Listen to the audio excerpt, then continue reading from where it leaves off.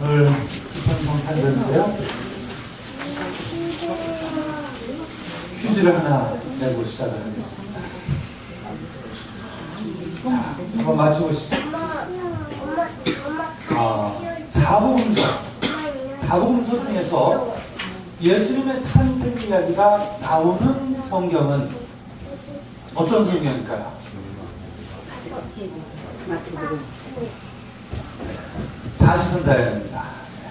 자, 1번 사복음서 모두, 2번 마태복음, 마르코복음, 누가복음, 3번 마태복음, 누가복음, 요한복음, 4번 마태오가 누가복음.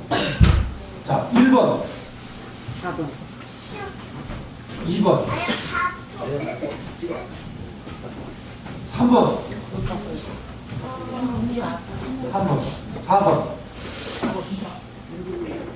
나머지는 뭐 시험 거부하시는 거죠? 네, 백지내겠다는 건데, 네. 백지내면 어떻게 되는 건지 아시죠? 네. 당첨입니다. 네, 4번.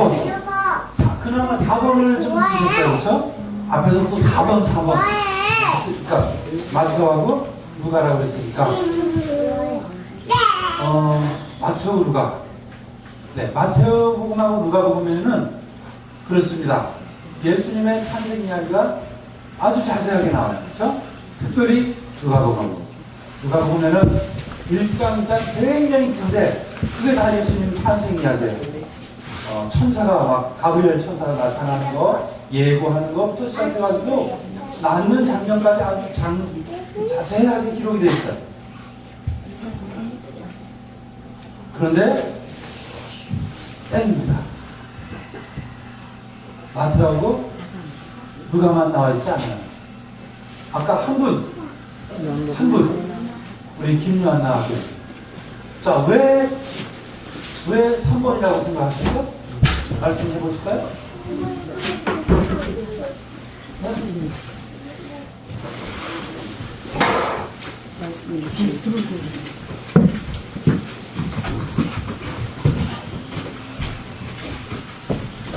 네, 그냥 때려 맞춘 것 같습니다.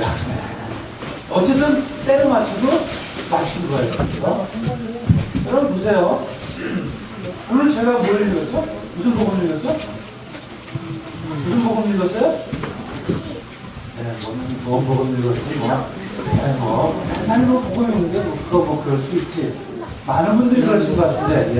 그래도 많은 분들은 요한복음이라고 그러십니다. 맞습니다. 요한복음 1장을 읽었습니다. 물론 요한복음에 예수님이 어머니가 마리아인데 동정녀가 탄생했고 요셉이 화난다고 그랬는데 이런 이야기는 없습니다. 그런데요, 조금 자세히 읽어보면 그렇습니다.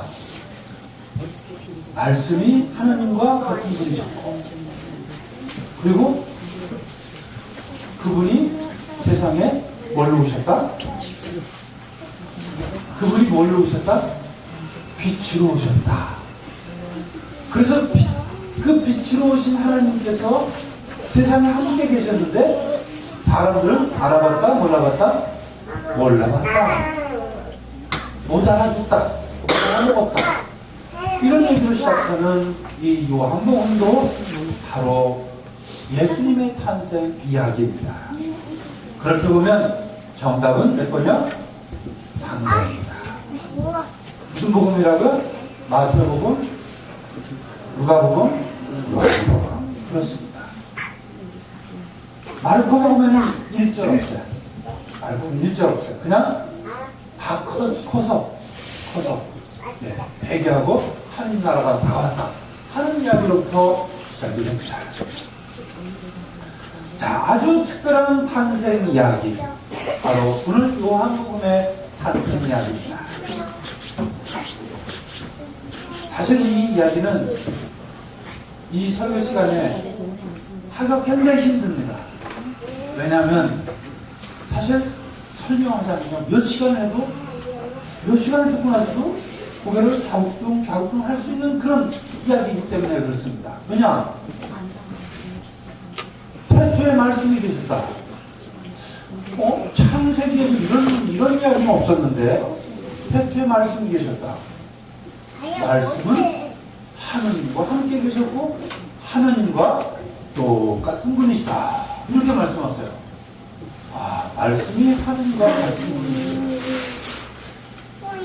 그러면서 쭉 있다 보면 그 말씀이신 하느님께서 이 세상에 천빛으로 오셨다. 이렇게 시작을 하는 이 성경 이야기, 예수님의 말하자면 이 세상에 오신 탄생 이야기는 참 어렵습니다. 그러나 분명한 것은 그 시대의 사람들은, 공부 좀 한 사람들은 알아먹기 그리 어려운 이야기는 아니었어요. 이것이 바로 헬레니즘 영향이어서 그들은 말씀이 하느님이고 하느님이신 그분이 세상에 성육신 하셔서 참빛으로 오신 하느님이시다 하는 얘기는 좀 배운 사람들에게는 그리 어려운 이야기가 아니었습니다. 그래서 요한은 다른 성경들보다 나중에 쓰여진 성경이에요. 마르코복음이 가장 먼저 쓰여졌고 마태와 그 다음에 누가, 그리고 한참 지나서 수십 년 지나서 100년대가 넘어서 바로 요한복음이 쓰여졌는데, 바로 요한이 이렇게 그 당시에 이 사람들, 헬라적인 문화권에 있는 사람들에게 이 말씀을 이렇게 해석을 했습니다. 그래서 이것을 요한의 로고스 기독론이라고 합니다. 어려운 얘기는 그렇고요. 자, 어쨌든 좀 특별한 예수님 탄생의 이야기입니다. 오늘 요한복음 1장 9절에 보면 바로 말씀이요 하느님이신 그분이 이 땅에 빛으로 오셨다. 자, 1장 9절 말씀 같이 읽어볼까요? 말씀이 참 빛이었다. 그 빛이 이 세상에 와서 모든 사람을 비추고 있었다. 말씀이 빛되어 오신 아기 예수님의 탄생 이야기인 것입니다. 예수님이 이 땅에 오셨다는 것은 정말 그 당시에는 그 사람들이 이해하기 힘든 그야말로 새로운 시대가 열린 것입니다. 말씀이신 하느님께서 이 땅에 직접 통치를 하시겠다는 겁니다. 하나님의 직접 통치가 이 세상에 열리는 사건, 이것이 바로 아기 예수님의 탄생인 것입니다. 말하자면 하나님의 법칙이 지배하는 세상.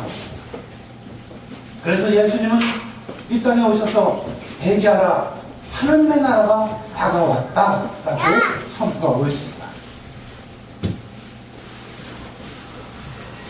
회개하라 하라고 하는 것은 그저 그냥 좀 잘못한 거, 도둑질한 거, 마음 나쁘게 먹은 거, 그런 것을 고치라고 하는 그런 정도의 이야기가 아닙니다. 그리고 그렇게 해서 얻는 하느님의 나라, 그 나라도 미국, 한국, 영국, 아프리카에도 가나 이런 또 지역적인 개념의 나라도 아닙니다. 그 하느님의 나라는 바로 세속적인 것, 육체적이고 물질적인 것에 마음이 빼앗겨서 도저히 창조주이시고 이 세상을 인도하시는 그 하나님보다는 세속적인 것에 마음을 뺏겨서 눈 한 번, 마음 한 번 들어서 하늘을 쳐다볼 수 없고 하나님을 볼 수 없는 그 사람들을 바로 하나님께로 마음을 돌리게 하는 계획의 사건.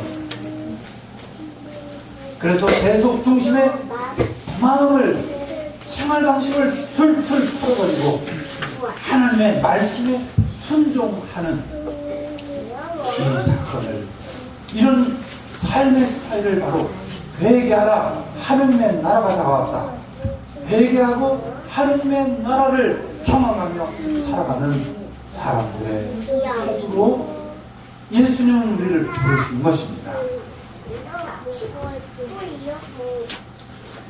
다시 말하자면 지금 여기에서 회개한 이들과 함께 하는 나라, 이것이 바로 하나님 나라의 경험인 것입니다. 하나님께서는 예언자를 통해서도 그러셨지만 그 예언을 이루시려고 세례자 요한을 예수님보다 먼저 보내셨습니다. 하지만 세례자 요한에게는 한계가 있습니다. 그는 여전히 세속적이었고 여전히 그는 구시대를, 율법의 시대를 종결짓는 책임을 맡고 이 땅에 오신 사람이었습니다. 그래서 세례자 요한은 하나님 나라를 준비하면서 단식하고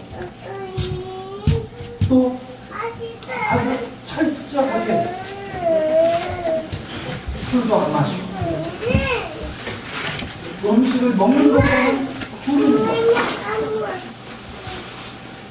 이런 아주 랩핏 생활을 하는, 청결한 생활을 하는 그런 것으로 그 사명을 감당했던 사람입니다. 하지만 새로운 시대를 여는 예수님은 달랐습니다. 예수님은 단식하지 않으셨어요. 예수님은 동네방네 다니면서 잔치를 베푸셨습니다. 당신이 가진 것도 없는데 예수님이 가는 곳마다 많은 사람들이 있는 것을 내놓고 함께 먹기를 청하였습니다. 그래서 바리새파 사람들은 저 예수라는 사람들, 저자는 죄인들과 가난한 사람들과 영 사람들을 못하는 꼭 그런 사람들하고 먹고 즐기면서 논다고 그렇게 하였습니다. 하지만 새로운 시대를 연 예수님은 그들의 친구가 되어졌습니다. 죄인들의 친구가 되었습니다. 병자들과 아픈 이들과 그리고 사람들로부터 사람들을 받지 못하는 그런 사람들에게 그는 친구가 되었고 친구였습니다. 죄인들과 더불어 하는 잔치, 어둠이 아니고 고통이 아닌 하늘나라의 행복으로 변화되는 체험을 예수님께서는 그들에게 주셨습니다. 여러분, 힘들다고 아이고 죽겠어, 힘들어 죽겠어, 그럼 행복하십니까? 그 순간 갑자기 뭐가 그냥 좋아집니까? 상황이 확 바뀝니까? 그런 거 아니잖아요. 그거 우리 다 압니다. 그런데 거기로부터 벗어나는 게 어려운 거예요. 그렇죠? 그 벗어나기 어려운 상황들을 예수님께서는 바로 그들에게 찾아와서 그들과 함께 하였다는 것입니다. 야, 이 바보들아, 왜 먹을 게 없어? 그럼 라면 끓여 먹으면 되지. 우리 저기 어린이들이, 자녀들이 그런다는 거 아니에요? 옛날에 야, 우리 먹을 게 없어서 보리밥도 못 먹었다. 저 나무 껍질 벗겨서 먹고 그랬다. 뭐라 그래? 라면 끓여 먹으면 되지. 밥 없으면. 그랬다는 건데, 예수님은 바로 그들과 함께 했고, 그들의 친구가 됐고, 그들의 그 어려움과 어려움을, 그들에게 소망을 빛을 주는 역할을 하는 것입니다. 그래서 그들에게 하나님 나라가 다가옵니다.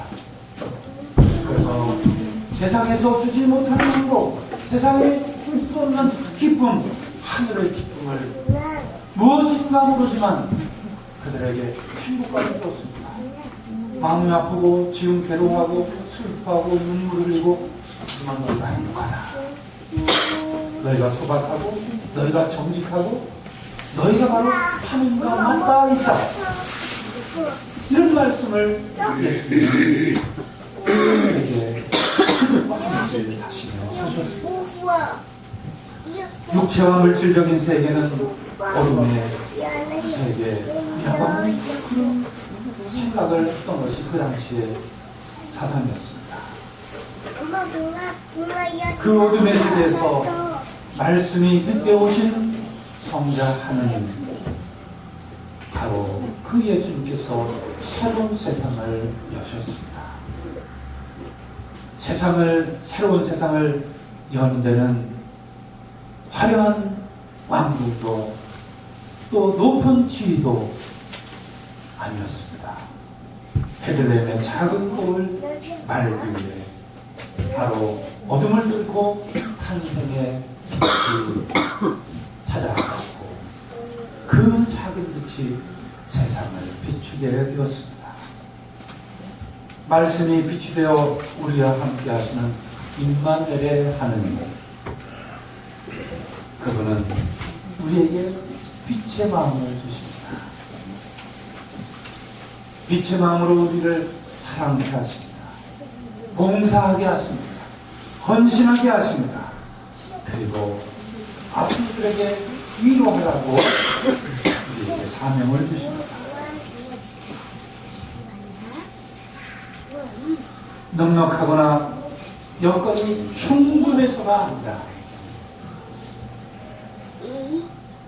어렵지만 함께 하나님의 나라를 꿈꾸며 하나님의 주신 말씀 안에서 그리고 빛 대신 예수님 믿고 따라가는 삶, 이것이 성탄절 우리에게 주시는 기쁨인 것입니다. 우리는 하나님의 자녀입니다. 하지만 하나님의 자녀답게 살기 위해서 노력하는 신앙인들입니다. 하나님의 자녀가 되는 길은 딱 한 가지밖에 없음을 오늘 말씀을 통해서 깨닫게 되는데, 그것이 바로 세상에 빛으로 오신 말씀이신 하느님, 그 말씀을 통해서만이 우리가 진정한 하나님의 자녀가 될 수 있음을 다시 한번 깨닫는 성탄 되시기를 주님의 이름으로 간절히 축원드립니다. 성부와 성자와 성령의 이름으로